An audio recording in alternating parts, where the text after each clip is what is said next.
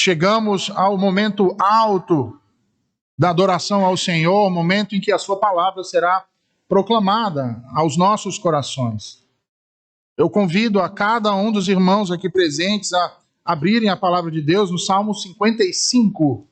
Salmo 55, Salmo de Davi.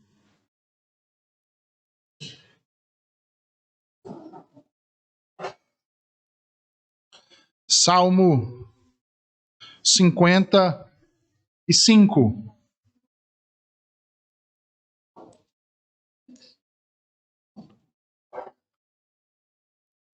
Assim diz o Senhor: dá ouvidos, ó Deus, à minha oração. Não te escondas da minha súplica. Atende-me e responde-me, pois sinto-me perplexo em minha queixa e ando perturbado por causa do clamor do inimigo e da opressão do ímpio. Pois sobre mim lançam calamidade e furiosamente me hostilizam. Estremece-me no peito o coração, terrores de morte me salteiam, temor e tremor me sobrevêm, e o horror se apodera de mim.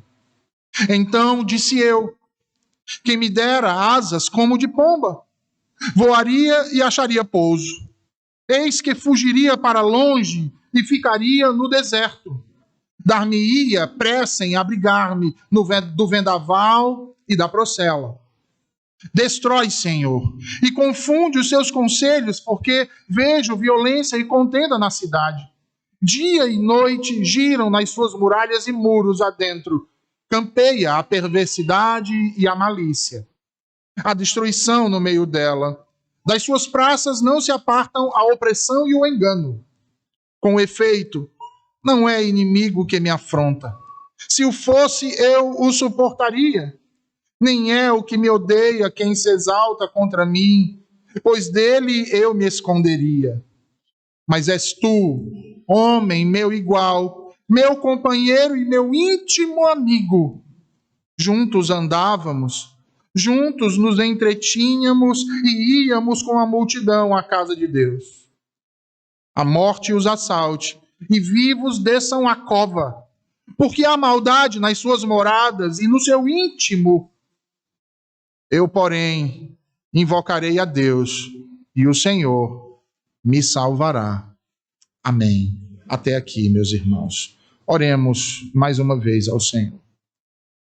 Pai bendito, a tua palavra foi lida agora e será proclamada, Senhor. Te rogamos, ó Santo Deus, que nos assista na exposição destes versos, Senhor, compostos por Davi, inspirados pelo teu Santo Espírito. Que assim como tu tens edificado e ensinado a muitos de nossos irmãos, de geração em geração, assim também, Senhor, tu o faças conosco nesta manhã, para o louvor da tua glória. Ó Santo Espírito, abre o nosso entendimento, abre os nossos corações e que a tua palavra rasgue-nos por dentro para nos aperfeiçoar em ti e para ti. Em Cristo. Amém e amém. Meus irmãos, o salmo que nós acabamos de ler, ele nos fala de coisas profundas. Nos fala de coisas que mexem com o âmago de nossas almas. Porque nos fala de angústia, nos fala de desolação, de tristeza, nos fala de coisas que mexem com o nosso ser. Como dissemos aqui no início, o autor deste salmo é Davi. E ao compor este salmo, ele nos revela uma profunda e pungente dor que subjuga a sua própria alma. A descrição de sua dor, meus irmãos, a descrição de sua decepção, ela é dramática, ela é terrível, ela é devastadora. porque é assim que essas coisas são, não é verdade? E olhemos para o que aconteceu com este homem, Davi, e olhemos para o que acontece ao nosso redor e talvez com nós mesmos nestes últimos dias. As aflições, as decepções, as angústias que por vezes levam muitos a cometerem loucuras. No entanto, o que o salmista procura nos ensinar neste salmo não é sobre as correntes da dor, apesar de falar sobre isso, não é acerca da amargura ou da decepção em si que encarcera tantas almas, mas sua intenção, seu objetivo é nos mostrar o caminho que liberta de tais coisas. O caminho que nos leva a um lugar seguro. Um caminho que nos conduz de volta à esperança, à confiança e o contentamento. E é sobre isso que trataremos hoje aqui, então, meus irmãos. Desolados pela aflição, amparados pela esperança. Abra sua Bíblia, me acompanhe na exposição dos versos que lemos, relendo agora os primeiros 2 versos, onde Davi diz: Dá ouvidos, ó Deus, à minha oração, não te escondas da minha súplica. Atende-me e responde-me. Sinto-me perplexo em minha queixa e ando perturbado. Notem que as palavras de Davi marcam um momento distinto em sua vida. Narram que algo externo lhe causou um terrível sofrimento. Um sofrimento que foi devastador na sua vida. O que ele sente em seu íntimo é desolação, irmãos. Por isso ele suplica no início, no primeiro verso, dizendo: Dá ouvidos, ó Deus, à minha oração e não te escondas da minha súplica. É um clamor com que ele abre este salmo. O clamor de alguém que está à beira do desespero. De sua desolação, o salmista anela por auxílio, e esse auxílio ele espera no Senhor. A sua dor é tão forte, irmãos, é tão pungente, que Davi se sente como ignorado por Deus. É como se Deus olhasse para ele e estivesse indisposto a ajudá-lo. E a simples menção de tal hipótese em sua mente, em seu coração, lhe perturba a alma. Por isso é que no verso 2 ele diz: Atende-me e responde-me, sinto-me perplexo em minha queixa e ando perturbado. E aqui eu quero destacar 3 palavras que o autor utiliza. A primeira delas é perplexo. A ideia que o salmista procura transmitir aqui é de alguém que está embriagado, alguém que está vagueando de forma confusa e agindo de modo impaciente. A segunda palavra que eu quero destacar aqui, irmãos, é a palavra queixa. A ideia de alguém que está ressentido por algo que fizeram contra ele, mas que, ao mesmo tempo, ele possui também uma consciência de que é parte desse problema. E a última palavra aqui que eu quero chamar a atenção é a palavra que, traduzido para o nosso idioma, ficou como perturbado. A ideia de alguém que está sendo profundamente afetado por um sentimento negativo. E vejam, meus queridos, o sentimento descrito por Davi aqui neste salmo é algo tão profundo que o abate de tal maneira que ele já não sabe mais o que dizer em suas queixas. Você sabe o que é isso? Lhe faltam forças para articular palavras que possam expressar o tamanho da sua dor, o tamanho da sua angústia, daquilo que está moendo a sua alma. A dor que ele tem sentido tem lhe exaurido de tal forma que, em meio às suas lágrimas e os seus gemidos, ele expressa todo o seu sofrimento através de sons conexos que mais se assemelham ao rugir de um animal. Que sentimento sufocante, irmãos! Que situação tremenda! É como se literalmente algemas de morte o detivessem. Mas a pergunta que fazemos então diante disso é: o que lhe causou tamanho sentimento devastador? E aí, nos versículos 3 ao 5, ele vai responder. Ele diz: por causa do clamor do inimigo e da opressão do ímpio, pois sobre mim lançam calamidade e furiosamente me hostilizam. Estremece-me no peito o coração. Terrores de morte me salteiam, temor e tremor me sobrevêm, e o horror se apodera de mim. Davi tem um inimigo, irmãos. Ele tem um inimigo. Não é à toa que não consegue articular nenhuma palavra que possa expressar de maneira tão profícua o sentimento que vem tendo. Mas que inimigo era esse?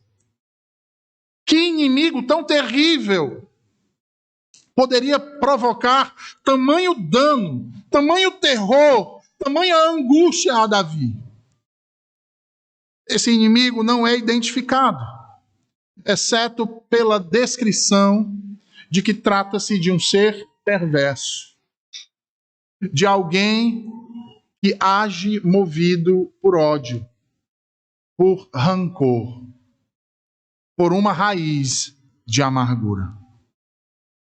E percebam que não é um inimigo qualquer. E isso precisa ficar muito bem claro aqui, meus irmãos. Não se trata de um inimigo qualquer. Não se trata de um outro exército ou de um outro rei. Porque esse inimigo é alguém que conseguiu produzir um dano tão profundo que atingiu o mais íntimo do ser de Davi. É alguém que lhe golpeia não com uma espada, que lhe golpeia não em seu corpo ou em sua armadura, mas que lhe golpeia a alma. Você já se sentiu assim? Que inimigo então seria esse? Alguns intérpretes judeus antigos defendiam que o inimigo a quem Davi se refere aqui seria o seu conselheiro Aitofel. Já muitos outros também entendem que se tratava de seu filho Absalão, que usurpou o seu trono. E certamente o texto não cita o nome, mas aponta de modo consistente para esse terrível e feroz inimigo, que anda à espreita do rei como uma fera selvagem, a fim de lhe destruir por completo. E é por isso então que Davi tem medo. Quem dentre nós poderia esperar que o grande rei, que o grande Davi, o valente Davi, o mavioso de Israel, temesse algo? Quem diria que tal sentimento de medo, pavor e terror contra um inimigo pudesse habitar no coração deste homem, o qual as Escrituras nos testemunham que é segundo o coração de Deus? Logo ele, cujas canções diziam que enquanto Saul matava milhares, Davi matava centenas de milhares. O nome sob o qual os povos inimigos de Israel tremiam somente em ouvir falar. Nome sob o qual, enquanto todo um exército ficou subjugado pelo medo de enfrentar um incircunciso, um gigante que por sua estatura e valentia impunha esse medo sobre todo um exército, ainda jovem, não temeu e o enfrentou. Quem diria que um homem como esse estivesse apavorado? Parece-nos impossível, não é verdade? E certamente, talvez, muitos de vocês, assim como eu, quando criança, devam ter aprendido as canções que diziam que nós queríamos crescer e sermos fortes como Davi. Porque Davi é o símbolo de força, de coragem. Mas aqui nesse salmo, ele revela que assim como eu e como vocês, ele sente medo. Ele sente medo. Ele teme. Na verdade, ele fica aterrorizado. E esse medo produz sintomas físicos, irmãos. Temor e tremor. Ele teme por sua própria vida como nunca o fizera antes. E vejam, irmãos, nós estamos falando de um homem que sofreu muitas perseguições. Um homem cuja cabeça esteve a prêmio por diversas vezes, mas em nenhum outro momento ele expressa uma dor tão pungente como aqui. E um terror tão terrível como o que ele expressa aqui. Algo inconcebível a um valente. Vem terrificando o coração de Davi. E é por isso que ele quer então bater em retirada. Ele sente em seu coração o desejo de abandonar aquela luta. E meus irmãos, que desejo corriqueiro é esse em nosso coração? Não é verdade? Diante das adversidades e daquilo que nos aflige, o nosso desejo, por vezes, é o de fuga. E muitos são os motivos que levam alguém a querer fugir de situações como essas. Se começarmos a pensar sobre o assunto, com certeza nós perderemos o sono e na manhã seguinte continuaremos pensando e sentindo desolados. Somos tomados por uma tristeza misturada com desesperança. Adicionado aqui a malévolas pitadas de decepção. Porque a desolação, irmãos, é uma sensação de fim do caminho. É uma sensação de pré-morte. E com ela vem sempre o desânimo, o desamor, e aí tudo em nossas vidas passam a ser desvirtuados. A vida perde o foco. A graça já não tem graça. E o mundo colorido se torna cinzento. A desolação é a consciência de que o tempo passou e nós fomos excluídos de viver o futuro. E só resta o hoje. Um resto de vida que se chama presente. Sem amanhã. A desolação é o precipício dos desalmados, o abismo próximo dos enlutados. E é esse sentimento que Davi expressa aqui. E tudo que ele deseja, então, nesse momento, é fugir dessa situação. E é por isso que ele diz, nos versos 6 a 8, vejam aí. Disse eu, quem me dera asas como de pomba, voaria e acharia pouso. Eis que fugiria para longe e ficaria no deserto. Dar-me-ia pressa em abrigar-me do vendaval e da procela.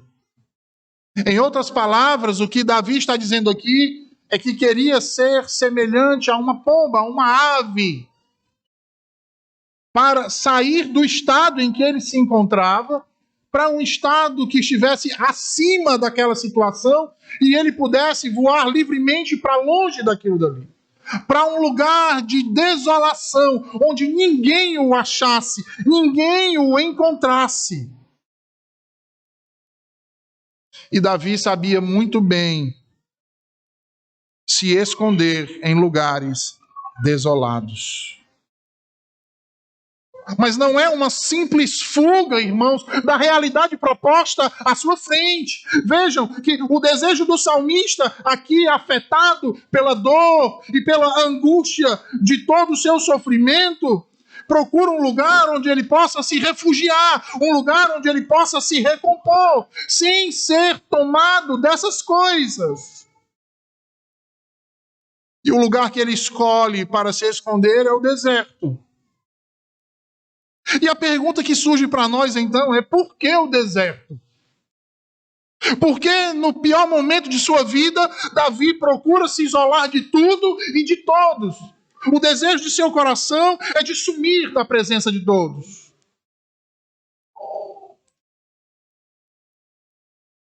Porque o que tem no deserto, irmãos? Nada. O deserto não tem nada. Não tem inimigo. Não tem angústia.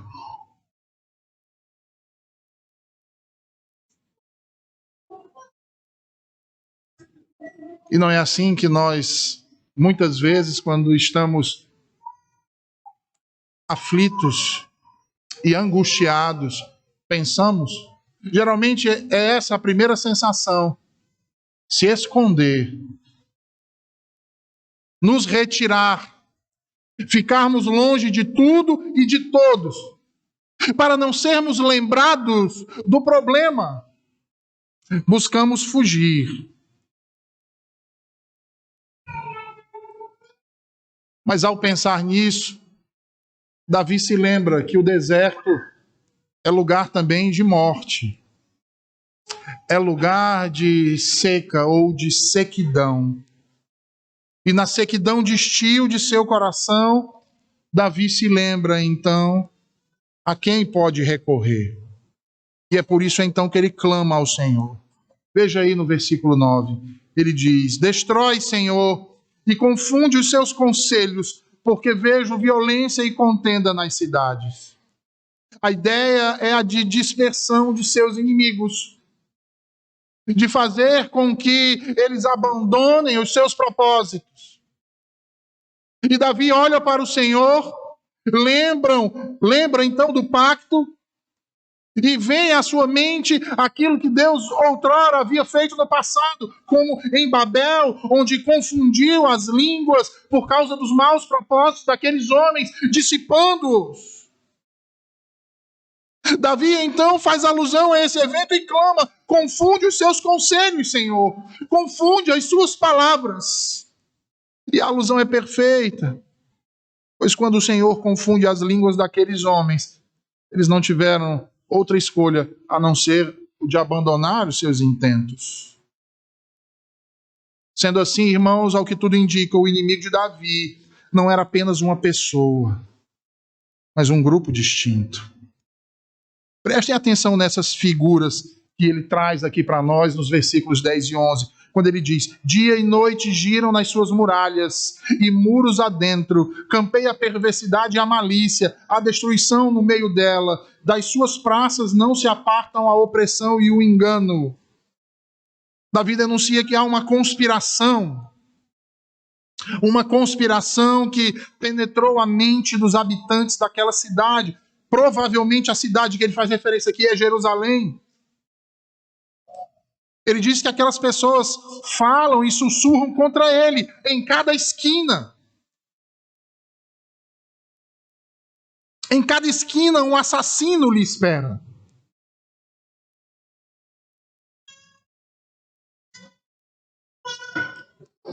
E isso nos traz de volta a pergunta que fizemos no início: que inimigo é esse então?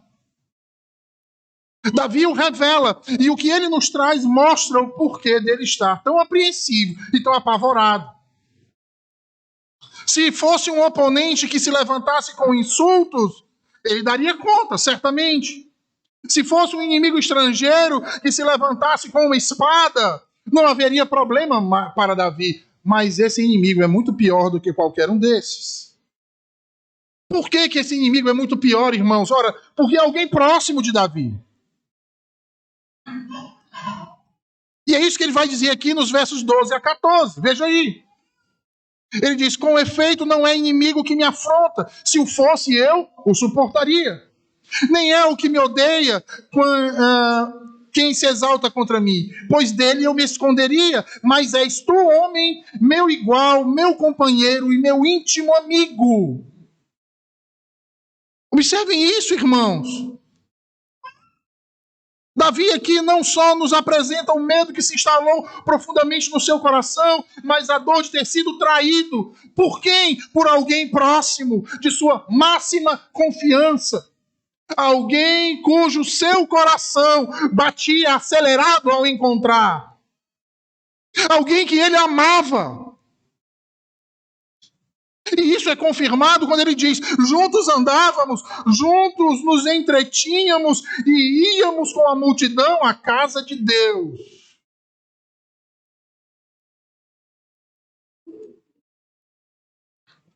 Você já foi traído por alguém que você ama?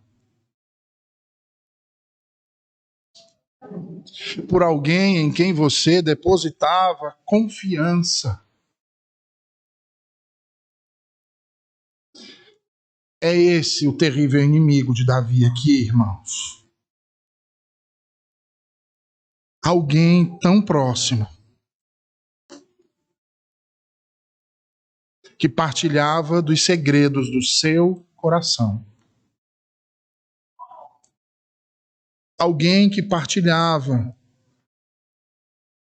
da sua adoração íntima ao Senhor. Alguém com quem Davi tinha laços de amor.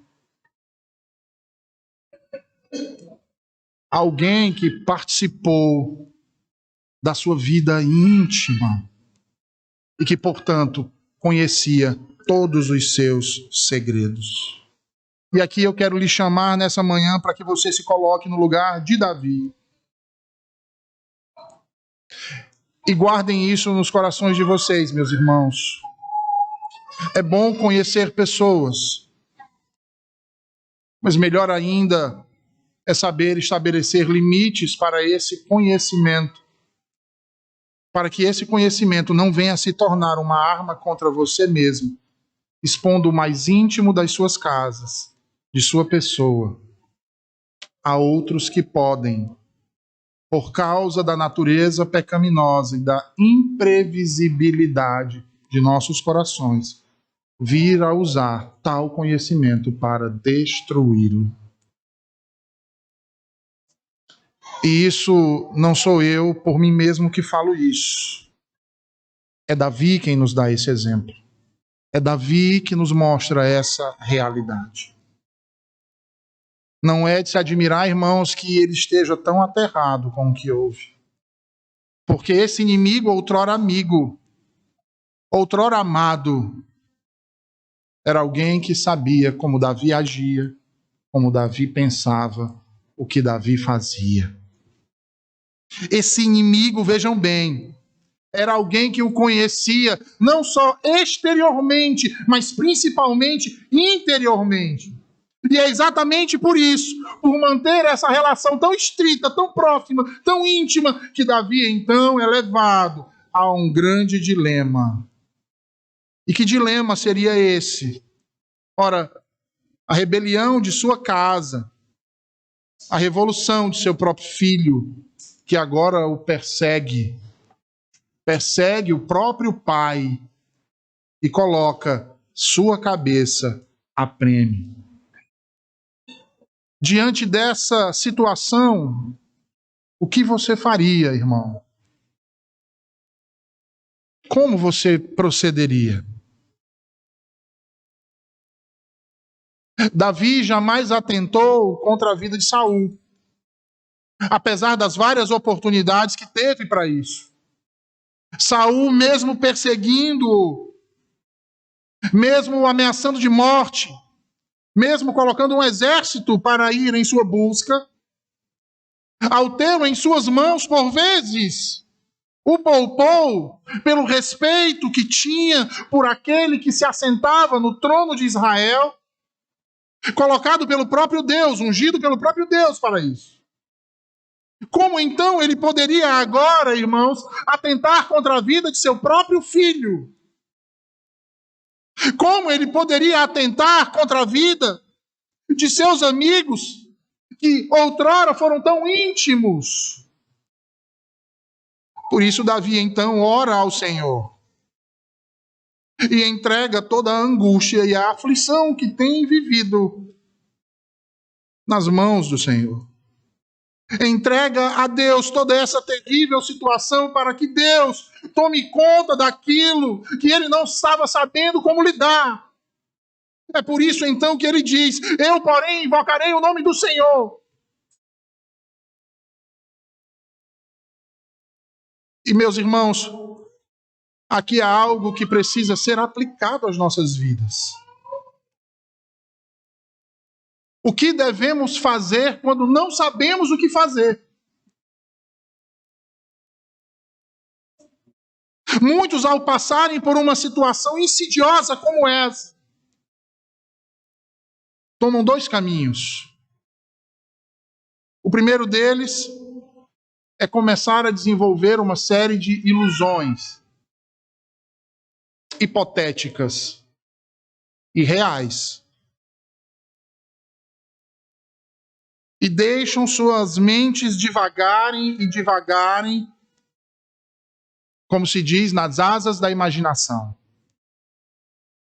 E aí começam a dizer: ah, se eu tivesse isso. Ah, se eu tivesse aquilo. Ah, se eu tivesse feito de um modo diferente. Como Davi pensou: ah, se eu tivesse asas. Ah, se eu fosse como uma pomba. Quem sabe, talvez o seu problema seja de ordem financeira. E talvez você esteja sem saber como lidar com isso e fique agora escolhendo o caminho das ilusões. Ah, quem sabe eu não tenho uma herança a receber. Quem sabe o governo federal não abre um precedente e um auxílio que me tire da situação em que eu estou. Talvez você esteja solitário e pense: ah, quem me dera poder casar com um homem bonito, com uma mulher bonita. Quem me dera que ele fosse parecido com o fulano ou parecida com a cicrana. Quem me dera.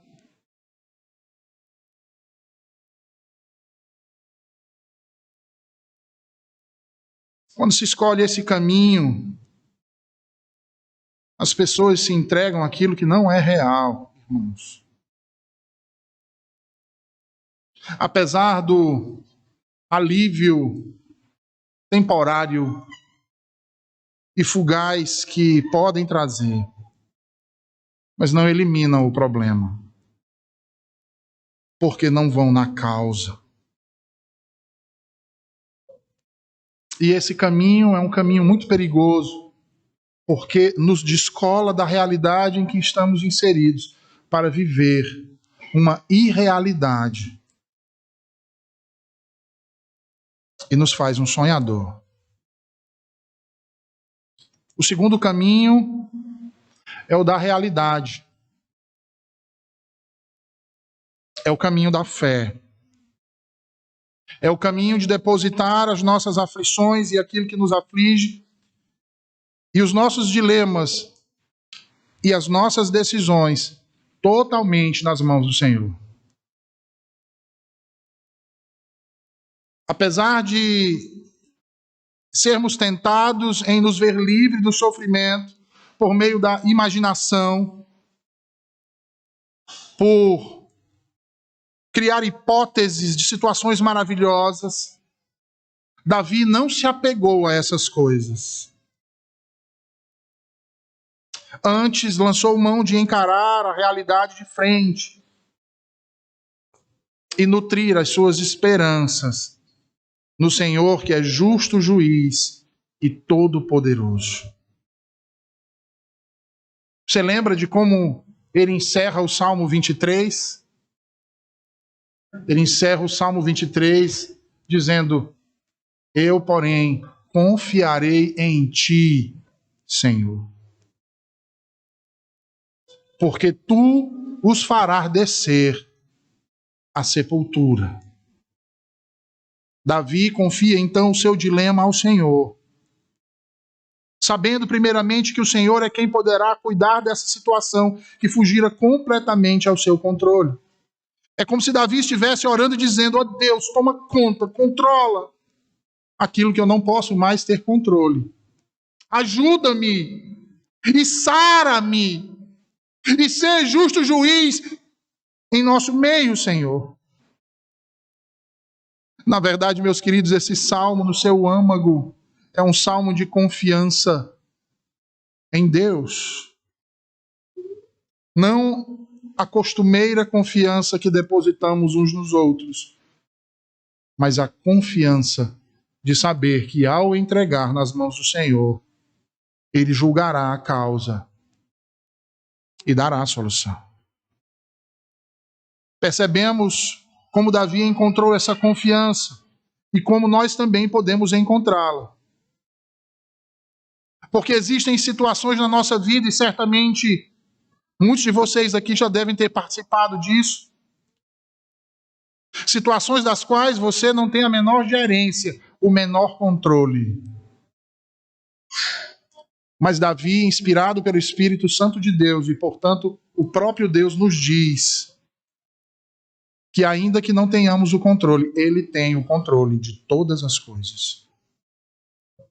Por isso precisamos aprender com Davi que não devemos esconder nada do Senhor. Vejam aí os versículos 18 a 21. Ele diz: livra minha alma em paz dos que me perseguem, pois são muitos contra mim. Deus ouvirá e lhes responderá.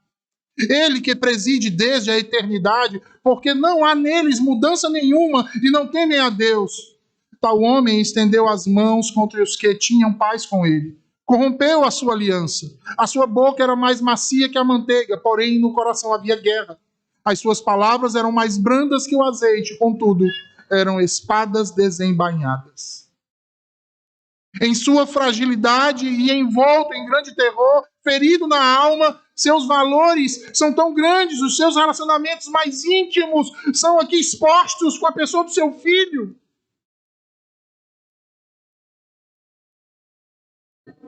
Ele poderia expressar sentimentos de vingança, mas ao invés disso, o que ele expressa é a sua dor e o seu sofrimento angustiante diante das mãos do Senhor. E a grande verdade é que não podemos esconder nada de Deus.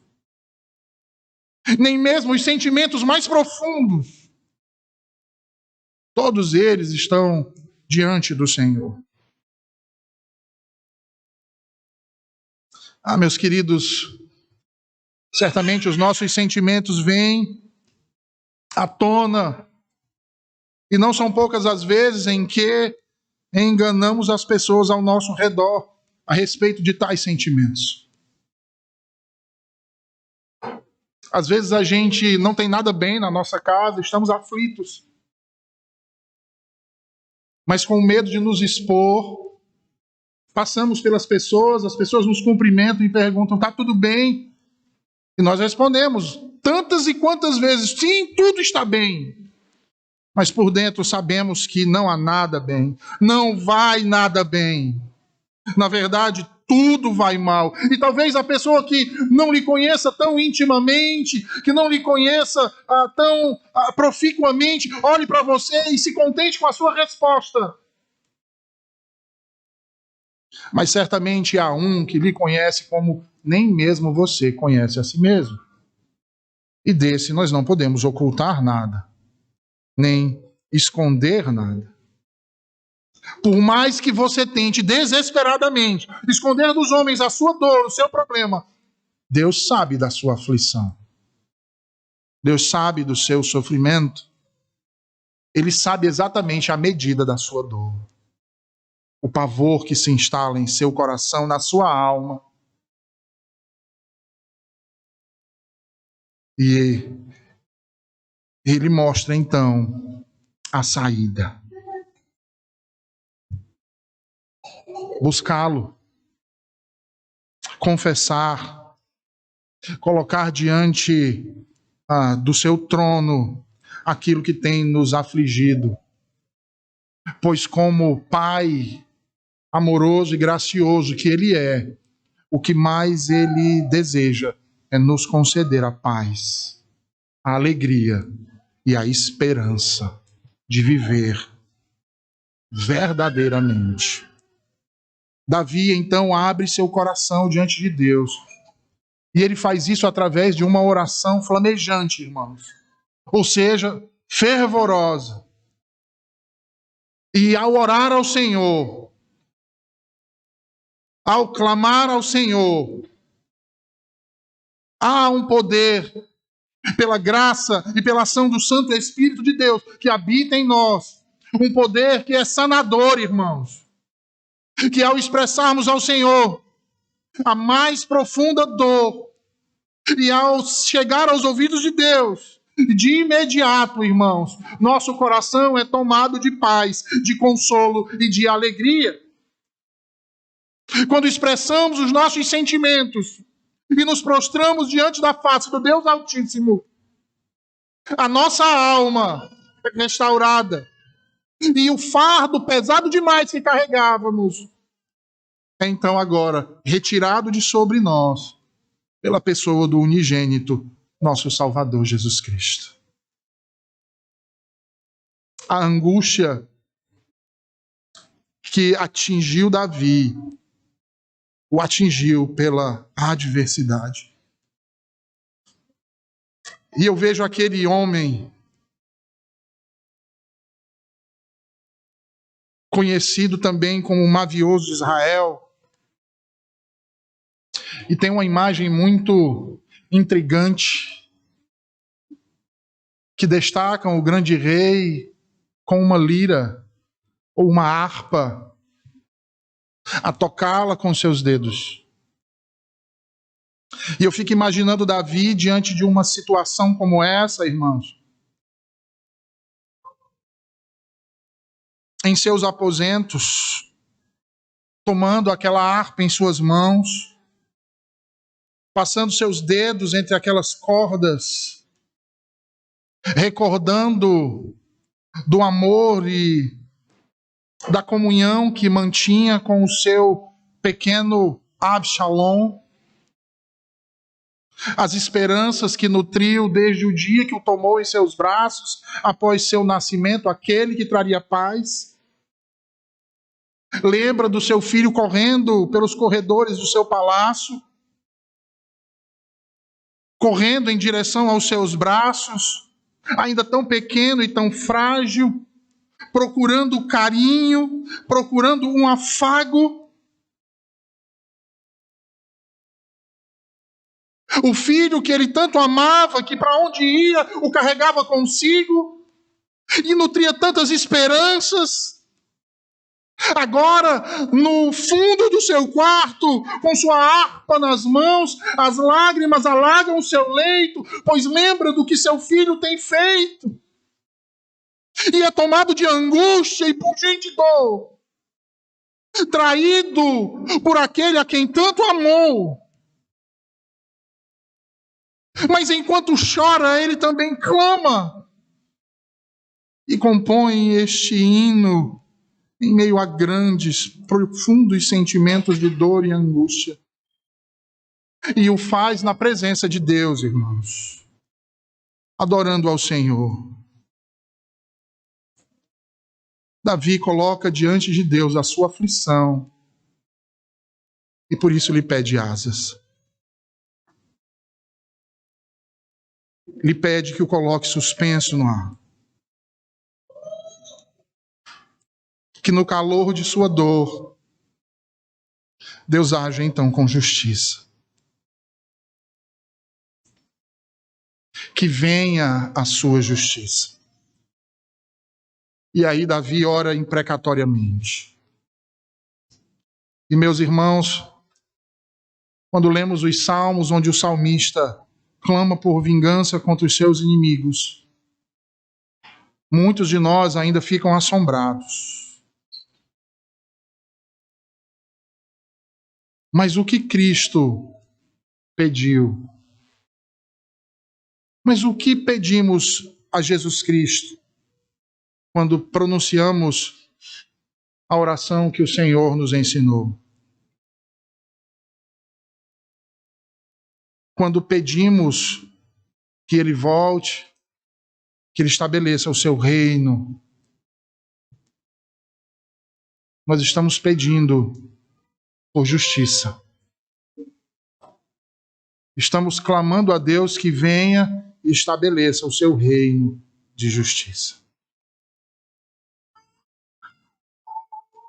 E, meus irmãos, Deus ama muito mais a justiça do que nós mesmos podemos amar. Foi exatamente por isso que o seu ato mais supremo, o ato de valor eterno, que revelou o seu propósito imutável, ocorreu na cruz do Calvário. Ali, o Senhor perpetrou o ato de sua justiça por excelência. E seu Filho nos chama a encarar o padrão absoluto de justiça.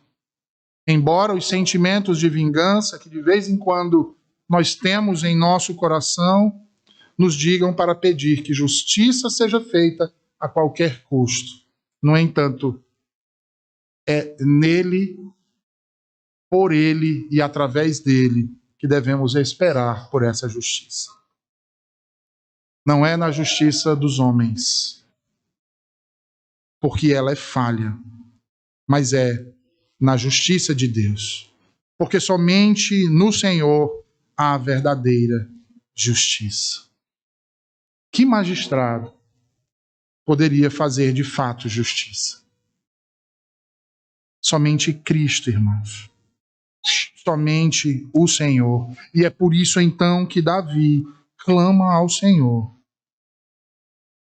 para que o Senhor vingue a si mesmo, pois o povo de Deus pertence a Ele, é corpo dele, e não terá nenhum dos culpados por inocente. Eu pergunto a vocês nessa manhã, então, quando você vê injustiças sendo feitas na terra, quando você vê barbaridades sendo executadas, que tipo de justiça você espera? Ou em quem você tem esperado para que a justiça seja feita? Em você mesmo? Nos magistrados? Será que eles têm competência para isso?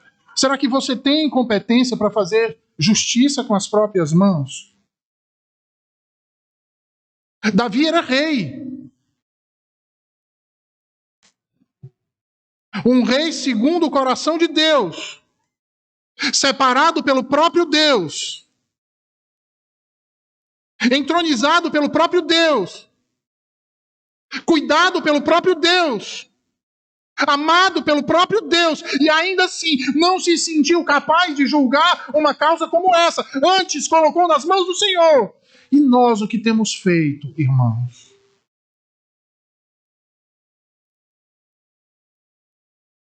Ou o que devemos fazer?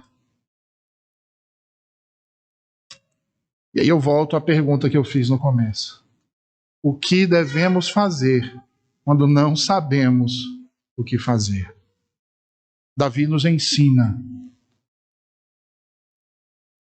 que é no Senhor, que é esperar pelo Senhor.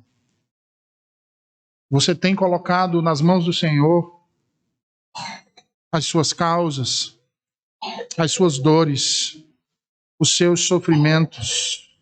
Seu desejo de justiça tem sido no Senhor e nele você tem esperado?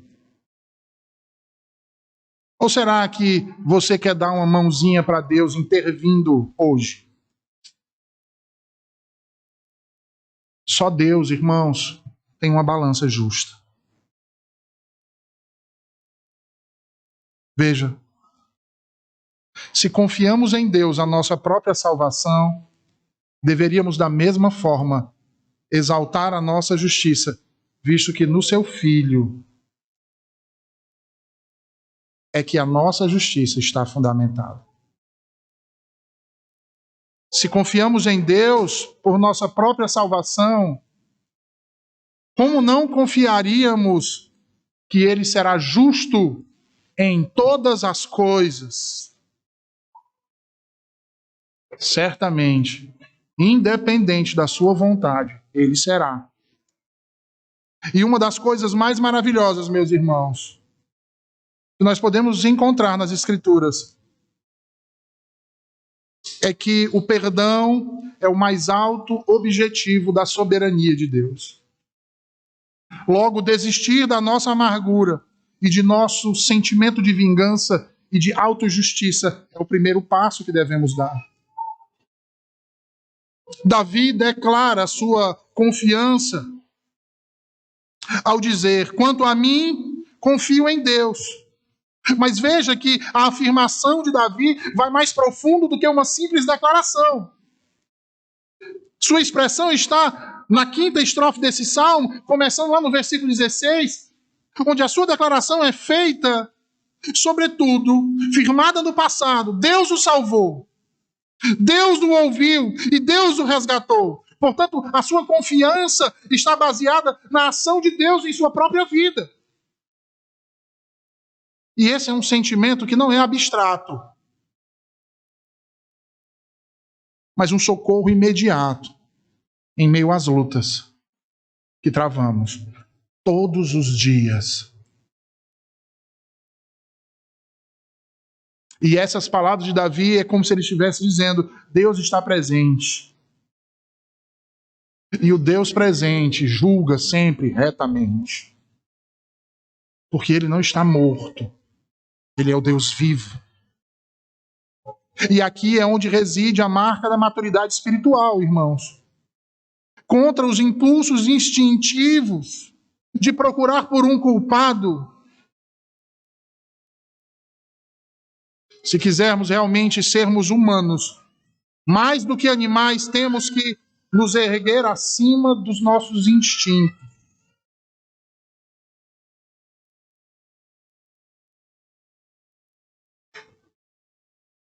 Nos erguer acima de nossos instintos. Todos nós sabemos que nas nossas amizades leais, nas horas de crise, proporcionadas por Deus, ainda que raríssimas, é nessa hora que essas amizades mais contam. É nas horas de crise que mais precisamos de amigos por perto. Mas é justamente em horas como essas que a maioria deles debandam. É quando chegamos no fundo do poço. Mas há um que jamais debanda. Há um que jamais nos abandona. Há um que jamais desaparece. Há um que é sempre leal, que é sempre fiel, que é sempre presente. E é nesse que devemos confiar.